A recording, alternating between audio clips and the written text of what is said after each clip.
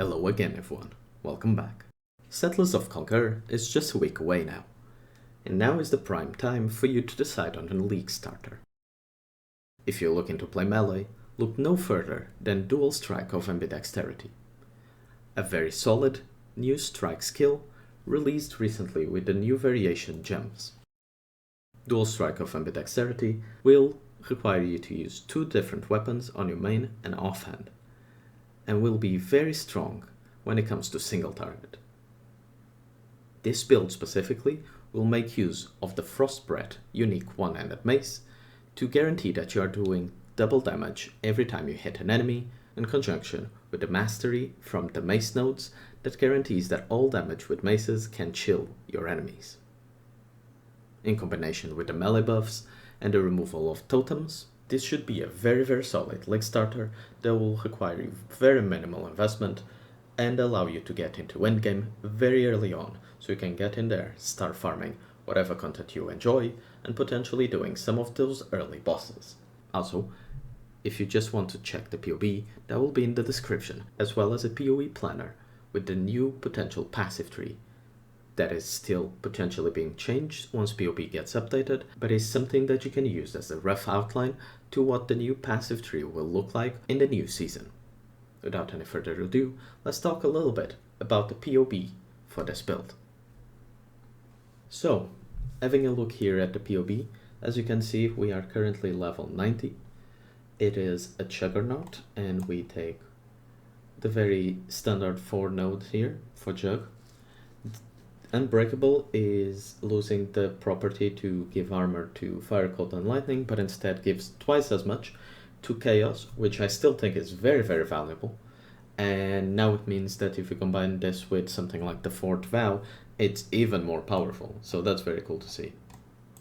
For the passive tree itself, it looks like this. I ran 2 passive trees here. There's one with a cluster as well, where we just drop a few damage points and instead run a cluster primarily for this node here, Quick and Deadly, which will give you a lot of damage, and if you run 2 of these you get a lot of damage and a lot of attack speed. But that's only if you have a cluster, and as you can see, this setup with no clusters still reaches about 2 million DPS and it does very well.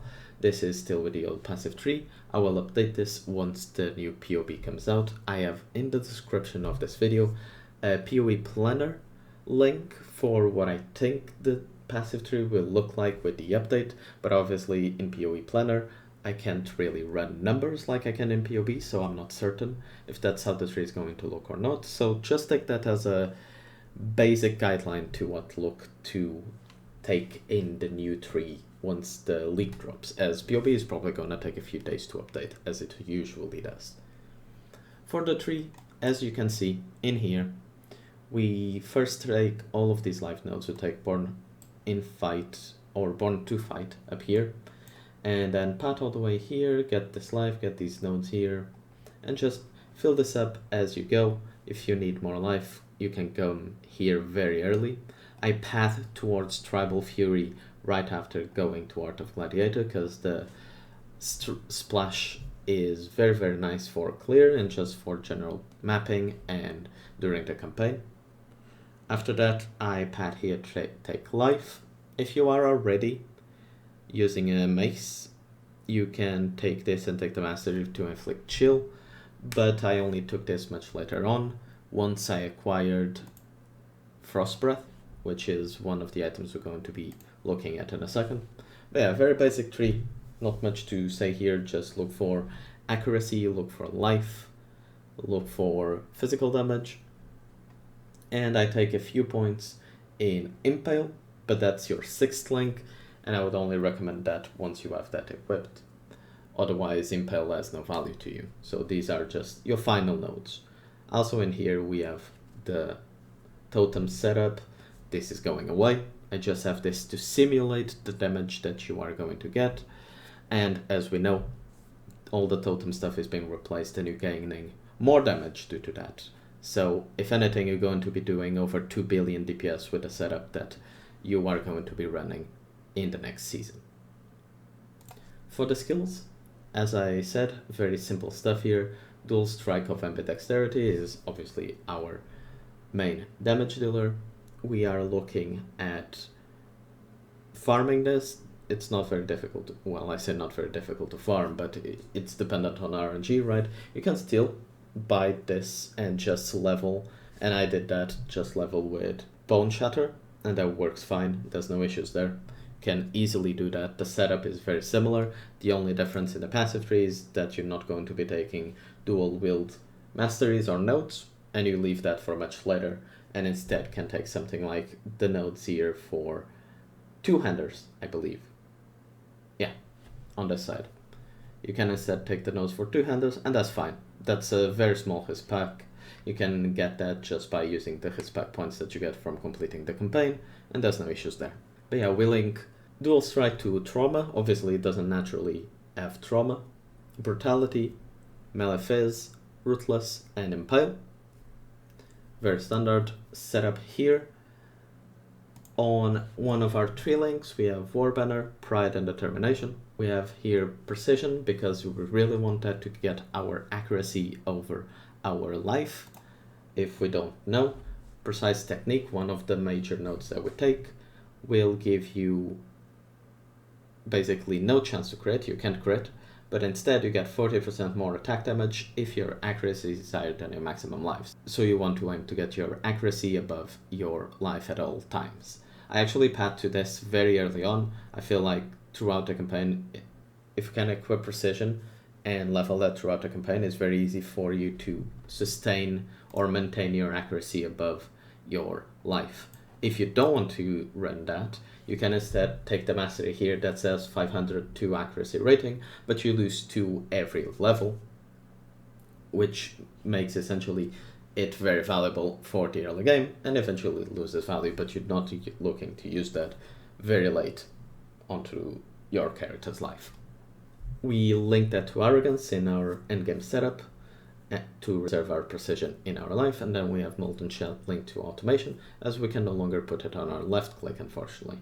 Here I have the totem setup. As I said, I'm still putting this in the PoE because it simulates essentially the damage that you get right now, and as you know, in the future we're dropping these and getting much more damage. So if anything, this is essentially a simulation of the lower end that the build could get to. Here we have Blood Rage for attack speed, for leech, and while clearing it also gives us frenzy charges, which is very nice. We love attack speed. Then we have Warlord's Mark. This will both give us rage, will give us mana and life leech, and also endurance charges when we kill something. We don't need that, but it's just a bonus. And then we have Call to Arms, Ancestral Cry, so we can make our dual strike a ton of enemies around us. This is very, very good. We'll link that to Call to Arms to always be using it. And then we have Leap Slam and finally Life Tap as well. So very standard, nothing crazy here. On our items, we run 2 uniques. We run Frost Breath, a very easy to obtain unique, I want to say. It's not a very rare one. It might be a little bit expensive on the first day at most, but after that I expect it to come down in price very quickly, unless this build becomes very popular, which could happen, but I even then I don't think this will be very expensive. And we run this because we want to have that property that says attacks with this weapon deal double damage to chilled enemies, and through the usage of this mastery here, we can guarantee that all enemies are chilled at all times, while still being able to run something like Brutality in our main link. Other than that, here we have a second piece, and as you can see, it's a one-handed axe. I only put 3 mods in it. It's a very basic axe. None of the mods here are insane. It has less than 300 DPS. So it's a very, very basic axe. When I make PoEs, I much rather make it in the lower end of the damage you can get, and then people can get happy when they realize they can get far more damage than what they already have. So 300 DPS one-handed axe is nothing crazy. Here you want to get a very high attack speed base, That is because we have dual strike, which will make use of the offhand's attack time rather than the main hand. So that is very important to get as high attack speed on your offhand as you possibly can. The second unit that we use is Tanu Hai, I think it's the name. It gives us a chance to get Adrenaline and Onslaught whenever we field and reserve life, which we do by having a lot of leech. And we do it often because we keep damaging ourselves a little bit with trauma and then filling it back up. So this has a decent uptime, but nowhere close to 100%. That is not very reliable. Onslaught sometimes remains on you for a generous amount, but the Adrenaline never really is ever close to 100%. There's no way. And the rest of my gear is just life, resistances, and where possible, suppress. And that's it, guys. Very simple PoE. It's meant for a league starter, so there's nothing crazy here. And for flasks, basalt, granite, quicksilver, and quartz. In the configurations, we can talk about this a little bit. For frenzy charges, we are using this Mark Mastery, okay? And that's why I have frenzy charges. Endurance charges, we are getting them from here. 25% chance to get an endurance charge when you are hit. This counts from your trauma, so you have 100% uptime on those. We have Fortify. We have Rage from our Mark, but also in the new season, there's a lot of Rage generation on the passive tree. I don't know numerically if it's going to be a buff or a nerf, the change that they've done to Rage, so I opted to go with the conservative side and opted to only put 25 Rage here. If we have 50 instead, you can see that we gain about 200k DPS, but I opted to only have 25. And if it's better later, that's great. On trauma stacks, I opted to put 20. I feel like 20 is a very solid number to sustain with no issues whatsoever. You can easily reach 25 or even 30. And if we put 25, we have 2.3 million DPS. Put 30, we have 2.7 million DPS. But I feel like 20 is a sweet spot to be at. Pride or effect, I put it at maximum effect because we're simulating for Guardian Pinnacle boss, and you're going to be at most times having maximum effect because you're going to be in melee, right? So it doesn't really make sense to not have this, I don't think. And then on the here, we just have, is the enemy chilled? Yes, because we're always chilling enemies.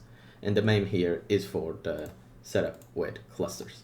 That's why it's there. And that's about it.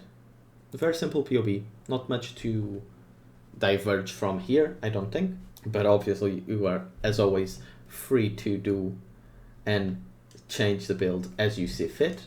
I think it's going to be a very, very solid league starter that you should consider if you're looking at starting with a melee build. Very solid defensively, very solid offensively. The clear is where I think it's going to be a little bit weak because it doesn't have the AoE effect that Bone Shatter does, but then it compensates by having very solid single target and being, well, if anything, something a little bit different from Bone Shatter, which I'm sure if we've been playing melee for a while, you're pretty tired of. And yeah, something new to look at. So I found this to be very interesting build, and I hope that you enjoy it. Thank you so much for watching. I'll catch you all later. Bye bye.